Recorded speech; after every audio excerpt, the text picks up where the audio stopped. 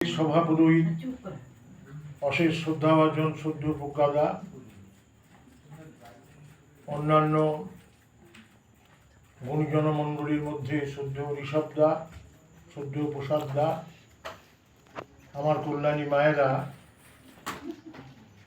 এবং সমবেত সুধী সজ্জনমণ্ডলী,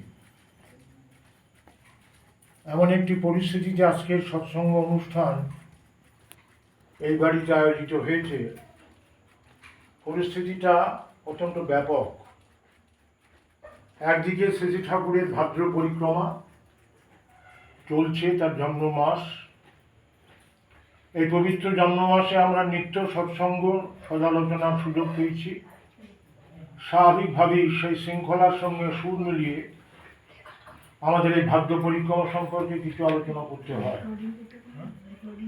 এমন একটা মাস, যে মাসে শুধু ঠাকুর জন্মাননি, যাকে কেন্দ্র করে আজকের দ্বিতীয় অনুষ্ঠান, সেই পবিত্র রাখি বন্ধন উৎসব এবং ঝুলন পূর্ণিমা। এই রাখি বন্ধন এবং ঝুলন পূর্ণিমা ছোট্টবেলা থেকে শিখেছি যে যেদিনকার যে অনুষ্ঠান সেটা ছুঁয়ে যেতে হয়, সেই অনুষ্ঠান সম্পর্কে কিছু কথা বলতে হয়, সেটা ডিম্যান্ড আছে। সুতরাং সেই ভাদ্র মাস শুধু ঠাকুর অনুকূলচন্দ্রের জন্ম মাস নয়, সেটা শ্রীকৃষ্ণেরও জন্ম মাস। এমন একটা পবিত্র মাস। এই মাসে আমরা দেখলাম ভগবান শ্রীকৃষ্ণ জন্মগ্রহণ করেছেন বলরাম, আরেকটি অবতার, যে অবতার স্বরূপ বলরাম, তারও কিন্তু এই ভাদ্র মাসের জন্ম। শ্রী শ্রী ঠাকুর অনুকূলচন্দ্রের এই পবিত্র ভাদ্র মাসের জন্ম। রাধা অষ্টমী, তালনবমীর আগের দিন রাধা অষ্টমী, শ্রীরাধিকার জন্ম। ভাবতে পারেন এই মাসটা, শ্রীরাধিকার জন্ম এই ভাদ্র মাসে। রাধা অষ্টমী, পরের দিন তালনবমী, পর। এমনকি মা দুর্গা বসুন, সেই মা দুর্গা কিন্তু আমরা অনেকে মনে করি জন্মাষ্টমী শ্রীকৃষ্ণের জন্ম, তা না। জন্মাষ্টমীতে একটা পর্বে শ্রীকৃষ্ণ জন্মগ্রহণ করছেন, আর একটা জায়গায় যশোদার কাছে মা দুর্গা মহামায়া জন্মগ্রহণ করছেন। এটা আমরা ভুলে যাই। আমরা শুধু শ্রীকৃষ্ণ বলি। শ্রী ঠাকুরের কাছ থেকে আমরা শিখলাম এই যে পরিপূর্ণ দৃষ্টিভঙ্গি, অর্থাৎ জন্মাষ্টমী যেমন দুর্গার জন্মতিথি, তেমনি শ্রীকৃষ্ণেরও জন্মতিথি। শ্রীকৃষ্ণ এখানে কারাগারে জন্মাচ্ছেন, আর ওখানে মা জন্মাচ্ছেন যশোদার কোলে।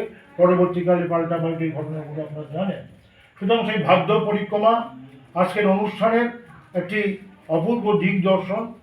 দ্বিতীয় জন্মাষ্টমীর পাশাপাশি আমরা দেখব আজকের যে তিথি, সেই রাখি বন্ধন। সদ্য প্রজ্ঞাদা আমাকে এখানে রাখি পরালেন, সকাল থেকে অনেকেই রাখি পরাচ্ছেন। এই রাখি বন্ধন ভগবান শ্রীকৃষ্ণের জীবনে একটা সচ্চিদানন্দ পুরুষ, তো সচ্চিদানন্দ পুরুষের সবটাই আনন্দময় যে লীলা, সে আনন্দময় লীলা কিন্তু আমরা বৃন্দাবনে দেখেছি। অনেকে বলেন শ্রীকৃষ্ণের জীবনে যে আনন্দ, রামচন্দ্রের জীবনে এমনতর আনন্দ আমরা খুঁজে পাই না। অনেকে বলেন। শ্রী ঠাকুরকে প্রশ্ন করা হয়েছিল, শ্রী ঠাকুর বলেছিলেন সচ্চিদানন্দের কি আনন্দের অভাব থাকে? সচ্চিদানন্দের আনন্দ থাকে, তবে রামচন্দ্রের দুঃখটা পাবলিকলি বেশি। অন্তরে যে আনন্দের ঢেউ বয়ে যায়, সেটা কিন্তু সচ্চিদানন্দ স্বর। দক্ষিণেশ্বরে শ্রীরামকৃষ্ণের ঘা হয়েছে, কষ্ট হচ্ছে, তবু একজন ভদ্রলোক বলছেন আপনি তো মহা আনন্দে আছেন। শ্রীরামকৃষ্ণ কষ্ট পাচ্ছেন, তবু একজন ধরে ফেলেছে, সে বলছে আপনি তো মহা আনন্দে আছেন। তখন শ্রীরামকৃষ্ণই স্বীকার করছেন, সারা ধরে ফেলেছে রে। সুতরাং সচ্চিদানন্দ পুরুষের আনন্দ সবসময় থাকে, কিন্তু বাস্তবে রামচন্দ্রের যত দুঃখ, শ্রীকৃষ্ণের কিন্তু যেমন দুঃখ দেখেছি আমরা, তেমনি আনন্দও দেখেছি তথাকথিতভাবে। এমনতর জীবন, একদিকে অসি আর একদিকে বাঁশি, এমনতর একটা পূর্ণাঙ্গ লীলা। সেই পূর্ণাঙ্গ লীলা আমরা আজকে যে কথা বলছি আপনাদের সামনে, শ্রাবণ পূর্ণিমা।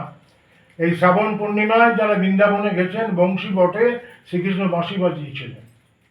সন্ধেবেলা ঝিরঝির বৃষ্টি হচ্ছে, শ্রীকৃষ্ণ বাঁশিতে তথাকথিতভাবে সুর তুললেন, সেটা হচ্ছে শ্রাবণ পূর্ণিমা। এই আনন্দের পর্বগুলো যখন শ্রাবণ পূর্ণিমা পরে কিছুদিন পরে আসবে শারদ পূর্ণিমা। শারদ পূর্ণিমায় তিনি কি করলেন? রাস। সেদিনও বাঁশি বাজালেন, সেদিনও গোপিনীরা ছুটে গেলেন। তারপরে আরও এগিয়ে যান, দেখবেন ফাল্গুনী পূর্ণিমা তিনি কি করলেন? দোল।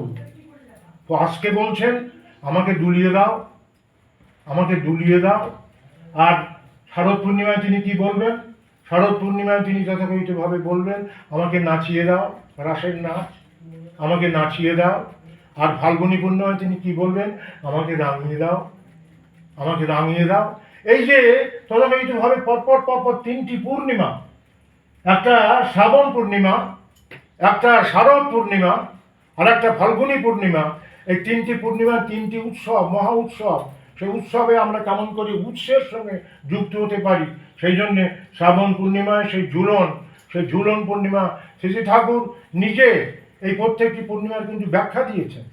আমরা এই জন্যে কেন বর্তমানের কথা বলি, যে শ্রীকৃষ্ণের এই প্রত্যেকটি লীলা ঠাকুরের কাছে কিন্তু ব্যাখ্যা পেয়েছে। ঠাকুর বলছেন এই দেবী দেখো, এই রাখি পূর্ণিমার মানেটা কি? দেবীতে আনলেন, তথাকথিতভাবে বাংলা মণিহার আনা হলো, তথাকথিতভাবে জ্ঞানেন্দ্র দাসের অভিধান, জ্ঞানেন্দ্র ঠাকুর কাছে ডিকশনারি দেখে কথা হতো। দেখছেন রক্ষা পূর্ণিমা, আরক্ষা পূর্ণিমা, এই যে রাখি বন্ধন, রাখি বন্ধনের যখন কথা ঠাকুর কাছে বলা হচ্ছে, ঠাকুর বলছে সহজ ব্যাখ্যা কি জানিস? আমি তোমাকে রাখি, তুমি আমাকে রাখো। আমি তোমাকে রাখি আর তুমি আমাকে রাখো। এই যে পারস্পরিক রক্ষা বন্ধন। আজকে সকালে যখন একজন আমাকে এটা পড়িয়ে দিলেন, আমরা যখন এটা পড়াই, অনন্ত শ্রী বাবা আমাদের একটা মন্ত্র শিখিয়েছেন, যে এই মন্ত্র ছাড়াই কোনো দাম নেই। এই যখন তুমি এটা পড়বে তখন তুমি একটা মন্ত্র স্মরণ করবে, এবং সেই মন্ত্রের মধ্যে দিয়ে রক্ষাটা কেমন করে সহজ হয়, কেমন করে তৎপর হয়, তোমাকে রক্ষা কেমন করে তোমাকে রক্ষা করে। সেই মন্ত্রটা কি? যেন বদ্ধ বলি রাজা দানবেন্দ্র মহাবল, কেন তাং অনুবদমামি রক্ষমা চলমা চলো।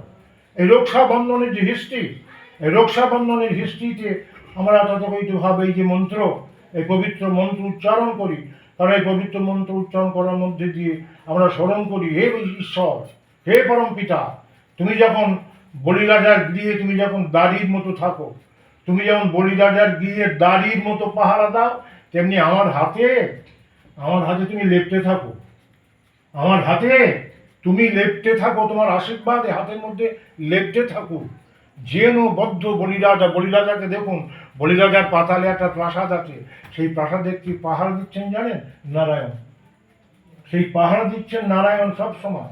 কারণ যখন বলিরাজা জন্মগ্রহণ করছেন আরেকটি অবতারের পরিপ্রেক্ষিতে, বলিরাজা যখন জন্মগ্রহণ করলেন তখন আমরা দেখলাম বামন অবতার জন্মগ্রহণ করছেন। বামন অবতার, বলিরাজার খুব অহংকার ছিল, তিনি দানের অহংকার, সব যা চাইতেন তিনি দিতেন। এই অহংকারটা দমন করার জন্য ভগবান জন্মগ্রহণ করলেন। When suffering shoots, existence crawls, intelligence wishes to unfold, then surrender comes to rescue. আমরা দেখলাম বলিরাজা তথাকথিতভাবে যখন এই দানের অহংকার করে সবাইকে দান দিচ্ছেন, তখন বামন অবতার, আপনারা সেই ছবি দেখেছেন, একটা ছাতি নিয়ে আস্তে আস্তে আস্তে আস্তে তিনি বলিরাজার সেই দরবারে গেলেন, গিয়ে বললেন তুমি সবাইকে দান করছো, আমাকে দান করবে? বলে হ্যাঁ, আমি তো দান কাউকে ফেরাই না, দানের অহংকার ছিল তার, কাউকে তো ফেরাই না। তখন এই যে আমাদের সামনে রক্ষাবন্ধন, রাখি বন্ধন, সেই রাখি বন্ধনের যে ইতিহাসটা মন্থন করে সৎসঙ্গ আমাদের এই শিক্ষাগুলো দিয়েছে। আমাদের পূর্বতন সম্পর্কে যেমন শ্রদ্ধা করতে শিখিয়েছে, আমাদের বর্তমান সম্পর্কে যেমন পূজা করতে শিখিয়েছে, তেমনি ভবিষ্যতের যে স্বাগতম প্রেরণা সে সম্পর্কে কিন্তু সজাগ থাকতে বলেছেন। এই অতীত, বর্তমান এবং ভবিষ্যৎ। যাই যখন বলিরাজা বলছেন যে আমি আর কিছু চাই না, আমার 3টি পা রাখার জায়গা দাও, এইটুকু মূর্তি বামন